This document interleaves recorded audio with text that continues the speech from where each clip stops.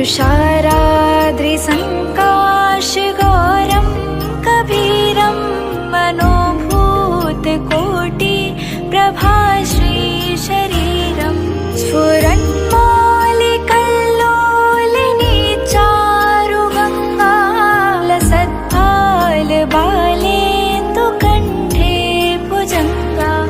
A warm welcome to all the devotees on Raksha Sutra English.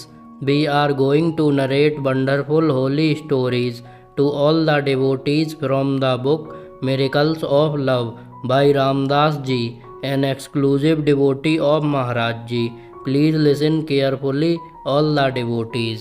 A man would come to Kainchi dressed in his camouflage jungle clothes and tell Maharaj ji stories of his hunting exploits. Maharaj ji called the man hunter in English. The man once skillfully described crawling stealthily through the grass in search of a tiger, slowly parting the grass ahead of him as he crawled. As he related the incident, he acted out his part. All this time, Maharaj ji sat in seemingly rapt attention, with apprehension proper to the mood of the story. Then suddenly said the hunter, "There in front of me was a tiger." At this, Maharaj ji leaped backward on his tucket, just as a child would do. Maharaj ji was so gleeful at such a good story. Once when westerners arrived, Maharaj ji yelled with childlike delight, "Here they come, they have come to see me. Where did you get that? Nobody has given me any." There is a long history of Maharaj ji's association with dacoits or robbers, to the extent that a person had a pure or spiritual spark. Maharaj ji would point to it and fan it, regardless of the person's social status. At the same time, he did not condone thievery, and he dealt harshly with it when it came to his attention. Besides meeting the lawless element of society in jails, which he often visited, he met them on the road in culverts.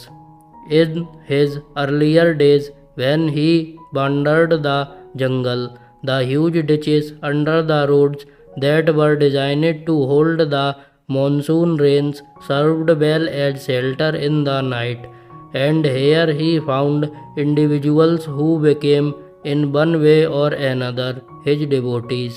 Maharaj ji slept in many culverts, so did dacoits. They would go in and push aside the cobwebs and all. There is one huge culvert near Mathura under a bridge where robbers go and await their prey. Maharaj ji would stay there, and the dacoits would say, "Baba, are we going to get any money tonight?" You would better say yes, or we will kill you. Maharaj ji says that why he knows all the bad guys. Dacoits would get free education in Nainital. The children would come to see Maharaj ji, and Maharaj ji would say of their fathers, "Their hearts are pure." Sometimes someone showed Maharaj ji a picture of a dacoit with Rudraksham beads. Beads means sacred bead of Shiva. How sincere, Maharaj ji commented. He did bad things, but he was pure in his duty. A policeman led a captive through town and was being very cruel to him. Maharaj ji said, "Don't do that." The policeman was very abusive to Maharaj ji, but Maharaj ji replied, "You should be more kind. You never know when you will be in the same position." The next day, the policeman was arrested for bribery and taken in chains through the town. Maharaj ji was visiting a jail during Ram Leela. Ram Leela means a festival during which the Ramayana is enacted daily, and the inmates were acting out the Ramayana, dressed in appropriate costumes. The jail superintendent was arrogantly telling Maharaji who was in prison for what and for how long, even while the inmates were enacting characters from the Ramayana. The superintendent's old father came, and Maharaji had him do arti to the fellow who was playing Ram and also touch his feet. This humbled the superintendent.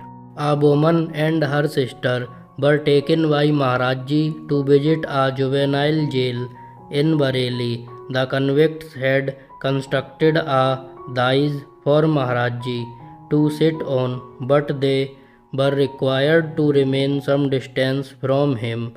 They sang kirtan with folded hands. Maharaji gave some money to the superintendent for sweets for everyone, but told him not to tell where the money had come from. As they were leaving, they saw some young boys sitting in their cells. One of the women with Maharaji asked, Maharaji, can't you do something for them? Maharaji was in tears. Do you want to take that responsibility? Once Maharaji was arrested as a loiterer and put in jail 3 or 4 times. During the night, he unlocked the cell to go out and urinate, much to the perturbation of the jailer. In the morning, the jailer told his superior of the trouble Maharaji had caused him. The superior realized who Maharaji was and apologized, brought him food and let him go. He became a great devotee of Maharaji. Maharaji frequently used the expression central jail in reference to his body and to the ashrams. Maharaji used this expression even before J became superintendent of police of the central jail. Maharaji used to visit an Anglo-Indian devotee who was in the Fatehgarh central jail. While visiting J's home, Maharaji would ask for prison food and they would serve him the prisoner's fare. He would eat it, then visit the prisoners. A few of these people who were from all walks of life even considered themselves devotees. Dada and Gurudutt Sarma were with Maharaji in a jeep on their way to the temple at Bhumi Adhar. As they drove up to the temple, they saw some men who were apparently trying to break in. Maharaji grew very excited and said, "They are after Hanumanji, let's go, let's go." The dacoits ran off down the road. Maharaji jumped out of the jeep, dropped his blanket and took off down the road after them, running full speed. Dada and Gurudutt Sarma tried to keep up but kept getting in each other's way, and by the time they caught up with Maharaji, he was already returning. He was laughing and happy. "I chased them, Dada. I sacred them." I yelled so loud that they peed in their pants. "I did good, Dada. Didn't I do good?" Once an inspector who had been accused of taking a bribe, the central excise commissioner and Maharaji were sitting together. Maharaji asked the inspector, "You take bribes, don't you?" The man trembled and wept. Maharaji asked the commissioner, "He will be thrown out and go to jail." The boss replied, "I don't know." Maharaji then said, "If he is thrown out, his children and wife will die." The man was acquitted. Maharaji would get people to make confessions publicly and thereby clear their conscience, and then he would seek compassion for them. It was a hot summer night, and Maharaji and some devotees were sitting outside on the lawn at D's house. Maharaji was sitting in the only chair. All the members of the top class gentry encircled him. I sat at a distance watching. Then two people came, one dressed in the traditional formal attire of an advocate and one in a dhoti. Both pranamed and took a seat beside me. But Maharajji ignored them and talked to those in the circle. The two newcomers were very impatient, and the advocate wanted to leave. I felt much trouble in them, for if you are before a saint, why run? The advocate pressed the man in white, who stood up and got Maharajji's attention. He said he had a request. Maharajji said, "Go on." He continued, "My friend, advocate, is in great trouble." So Maharajji said to the advocate, "You are not an advocate, are you?" He replied, "True, I am not." Maharajji asked, "What is your trouble?" The man couldn't answer, but his friend in white said he was involved in a murder. "Did you not commit murder?" asked Maharajji. "No." "What was the murder? Are not arranged by you?" "Yes." Maharajji looked as if he were viewing a slide before his eyes. Maharajji said, "What harm did he do you? Was he not a simple and honest man?" "Yes, but he was a hurdle in my way." Maharajji said, "He had 3 or 4 children. It is a heinous crime. Are you not sorry?" "Yes." "You will not do it again in this life?" "No." "Now you can go," Maharajji said. The man in the dhoti asked, "Will he acquitted?" Maharajji said, "Yes, he will be pardoned." Maharajji said to the murderer, "Think of the man's wife and helpless children. Who will look after them?" The man was trembling. "Look after the children," Maharajji continued, "and help them, and you will realize later what you have done."